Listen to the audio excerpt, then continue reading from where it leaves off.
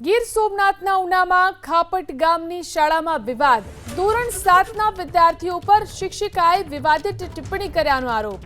ઘટનાને લઈ શિક્ષિકા સામે વાલીઓમાં આક્રોશ।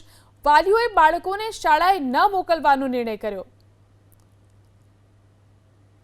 ગીર સોમનાથના ઉનાની આ ઘટના ખાપટ ગામની શાળામાં વિવાદ થયો। ધોરણ 7ના વિદ્યાર્થીઓ પર શિક્ષિકાએ વિવાદિત ટિપ્પણી કરતા અહીં ગામના લોકો ઉશ્કેરાયા। ઘટનાને લઈ શિક્ષિકા સામે વાલીઓમાં આક્રોશ જોવા મળ્યો।